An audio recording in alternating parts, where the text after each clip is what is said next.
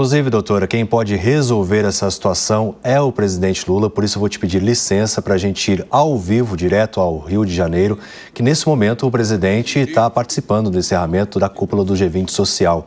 Vamos acompanhar então o que o presidente está falando nesse momento. Preparado hoje para falar apenas 5 minutos. Porque vocês sabem, eu tenho 6 discursos para fazer até terça-feira. E cada discurso não pode ser mais que 5 minutos. Isso é importante a gente aprender. Os presidentes que viajaram do mundo inteiro para vir aqui, eles só podem falar 5 minutos. E quando eu viajo para fora, às vezes uma viagem de 24 horas, também a gente só pode falar 5 minutos. E isso faz com que a gente aprenda a ter mais dificuldade para fazer o discurso. E eu passei a tarde de ontem com um grupo de assessores discutindo cada discurso, porque a gente tem menos palavra e, portanto, elas têm que ser mais preciosas, mais estudadas e mais delicadas para a gente fazer o discurso. Eu só queria, antes de fazer o meu discurso escrito que está aqui, dizer para vocês que não é fácil a gente trabalhar para engajar a sociedade em participar em determinadas atividades oficiais de governo. Todo mundo se lembra que quando eu estava na presidência no outro mandato, que a gente fazia a reunião do Mercosul, o movimento social e o movimento sindical, no final de cada reunião, apresentava para os presidentes da América do Sul e do Mercosul as reivindicações deles, e a gente ouvia eles fazer seu discurso. E depois, isso acabou. Porque depende muito da vontade de cada presidente. E eu participei do primeiro G20 em 2008, por conta da crise do subprime, aquela crise que aconteceu sobretudo nos Estados Unidos, onde os americanos perderam 10 milhões de casas. Vocês se lembram? Eu participei da primeira vez, participei da segunda vez em Londres e na última vez eu já levei a Dilma porque ela tinha sido eleita presidente na Coreia. Depois eu voltei 14 anos depois e estou participando agora no Brasil. Eu já participei na África do Sul, não participei na China e na Índia. Bem, eu só poderia inventar o Fórum Social do G20 aqui no Brasil. Eu não poderia dar palpite para que outro presidente fizesse no seu mandato. E eu fiquei imaginando como é que a gente ia fazer para que a sociedade em todos os países do mundo pudesse assumir o trabalho de reforçar para que as coisas acontecessem de verdade para o povo, com o povo ajudando a decidir. Eu convidei o presidente Ramaphosa da África do Sul, liguei pessoalmente para ele, ele me disse que viria, depois ele ligou, dizendo que por motivos pessoais e motivos políticos na África do Sul, ele não poderia vir e ele mandou o seu ministro das Relações Exteriores. E eu tenho certeza que o presidente Ramaphosa vai fazer um fórum social do G20 na África do Sul e eu espero estar presente para participar do social e participar do G20 oficial. O que é importante é que este é um momento histórico para mim e um momento histórico para o G20. Ao longo deste ano, o grupo ganhou um terceiro pilar que se somou aos pilares político e financeiro, o pilar social construído por vocês. Aqui tomam forma a expressão e a vontade coletiva, motivada pela busca de um mundo mais democrático, mais justo e mais diverso. De forma inédita, os grupos de engajamento puderam interagir com os chanceleres e com os ministros das Finanças e presidentes de bancos centrais das maiores economias do planeta Terra. Tive a satisfação de dialogar pessoalmente com os representantes de cada grupo. Nos últimos dias, pela primeira vez na trajetória do G20, a sociedade civil de várias partes do mundo, em suas mais diversas formas de organização, se reuniu para formular e apresentar suas demandas à cúpula de líderes. Nos 16 anos, desde a primeira cúpula, o G20 se consolidou como o principal fórum de cooperação econômica mundial e como importante espaço de concertação política.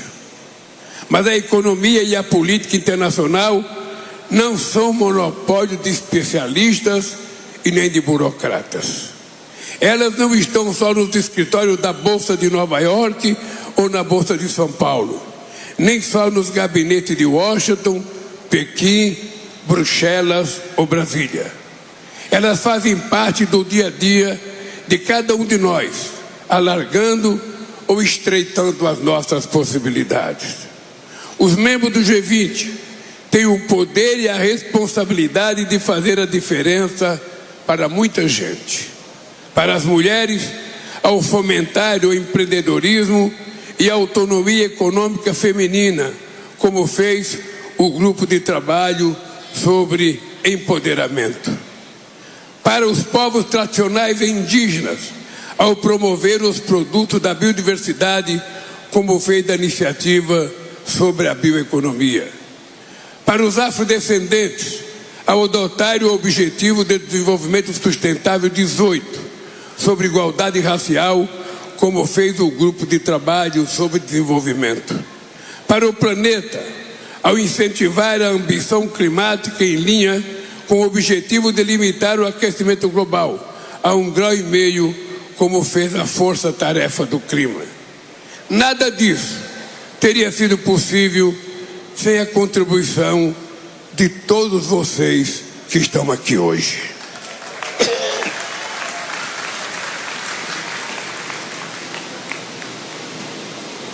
A gente acompanhando o presidente Lula no G20. A presidência brasileira não teria avançado nas 3 prioridades que escolheu se não fosse a participação decisiva das organizações e movimentos que integram o G20 social. A mobilização permanente de vocês será fundamental para impulsionar os trabalhos da Aliança Global contra a Fome e a Pobreza e avançar a tributação dos super ricos, para garantir o cumprimento das metas de triplicar o uso de energias renováveis e antecipar a neutralidade de emissões, e para levar adiante nosso chamado à ação pela reforma da governança global, assegurando instituições multilaterais mais representativas. A presidência brasileira do G20 deixará um legado robusto de realizações, mas ainda há muito por fazer para melhorar a vida das pessoas. Para chegar ao coração dos cidadãos comuns, os governos precisam romper com a dissonância cada vez maior entre a voz dos mercados e a voz das ruas. O neoliberalismo agravou a desigualdade econômica e política que hoje assola as democracias. O G20 precisa discutir uma série de medidas para reduzir o custo de vida e promover jornadas de trabalho mais equilibradas. Precisa ouvir a juventude, que enfrentará as consequências das tarefas que deixarmos inacabadas. Precisa preservar o espaço público para que o extremismo não gere retrocessos nem ameace direitos. Precisa se comprometer com a paz, para que a rivalidade geopolítica e conflitos não nos desviem do caminho do desenvolvimento sustentável. Vou levar as recomendações contidas na declaração final que vocês me entregaram aos demais líderes do G20 e trabalhar com a África do Sul para que elas sejam consideradas nas discussões do grupo. Espero que esse pilar social do G20 continue nos próximos anos abrindo cada vez mais nossas discussões para o engajamento da cidadania. Essa cerimônia de encerramento marca o começo de uma nova etapa que exigirá um trabalho contínuo durante os 365 dias do ano, não só às vésperas das reuniões de líderes. Também conto com a força de vontade e o dinamismo da sociedade civil para 2 outros eventos que o Brasil sediará no próximo ano: a cúpula dos BRICS e a COP30. Nós vamos seguir construindo juntos um mundo justo e o planeta sustentável. Mas eu não posso terminar sem fazer o meu discursinho de improviso para dar um recado para vocês. O recado é curto e simples. Aqui, todo mundo teve experiência de participação do Fórum Social Mundial. Eu participei do primeiro como presidente da República e participei do segundo. E o Fórum Social Mundial teve um problema. É que a gente juntava muita gente do mundo inteiro, a gente fazia muita discussão, mas a gente voltava para casa sem saber o que fazer no dia seguinte. E a gente só ia ser chamado para participar de outro fórum social no ano seguinte. E a gente discutia, era muita discussão, era muito caderno, era muito panfleto, e a gente ia embora sem saber o que fazer no dia seguinte. Até que isso cansou e as pessoas resolveram começar a parar de participar. Esse fórum social do G20, ele não pode parar aqui. Vocês não estão fazendo o encerramento do fórum social. Vocês estão fazendo a abertura de uma luta que vocês vão ter que dar sequência durante 365 dias por ano. Isso aqui é apenas o começo. Não espere a África do Sul para a gente fazer uma nova reunião. Isso aqui, os temas que nós colocamos são 3 temas muito importantes. Quando eu saí da Polícia Federal, a primeira coisa que eu fiz foi procurar o Papa Francisco e o Conselho Mundial de Igreja, porque eu queria fazer um documento sobre a indignação da sociedade, sobre as mazelas da sociedade. Vocês sabem que nós temos em cada país uma quantidade enorme de pessoas que são tratadas como se fossem invisíveis. São as pessoas que os governantes não querem enxergar. São as pessoas que aparecem nas estatísticas, todo mundo sabe que ela existe, mas elas são desprezadas no orçamento das prefeituras, elas são desprezadas no orçamento do Estado e elas são desprezadas no orçamento da União. E quem sabe que vocês não são invisíveis são vocês. E é por isso que nós colocamos esses 3 temas na ordem do dia. O primeiro, a luta contra a desigualdade, a fome e a pobreza. E não é apenas alguma desigualdade, é desigualdade racial, é desigualdade de gênero, é desigualdade de comida, é desigualdade na saúde, é desigualdade na educação, é desigualdade nos bairros que a gente mora, é desigualdade na casa que a gente usa, é desigualdade no acesso à água, é desigualdade em quase tudo que a gente faz o dia inteiro. E é por isso que a gente colocou. Porque a gente não tem que esperar o Ramaphosa convocar o G20 para que a gente faça um encontro lá, não. O G20 tem que acontecer todo santo dia no nosso dia a dia. Porque são 733 milhões de pessoas que vão dormir toda noite sem ter o que comer. O mundo gastou no último ano 2 trilhões e 400 bilhões de dólares em armamento. E não gastou quase nada para dar comida para as pessoas que precisam tomar café de manhã, almoçar e jantar. Nós tivemos, nesses últimos anos, mais conflito, é o período de maior conflito desde a Segunda Guerra Mundial. E só há uma possibilidade de evitar os conflitos. é a gente dar importância ao Conselho de Segurança da ONU e a gente ter mais representatividade. Quando a ONU foi criada, só tinha 56 países participando. Hoje são 196 países. E eu fico me perguntando, aonde é que está o continente africano na ONU? Aonde é que está o continente latino-americano? Aonde é que está a grande parte dos países asiáticos?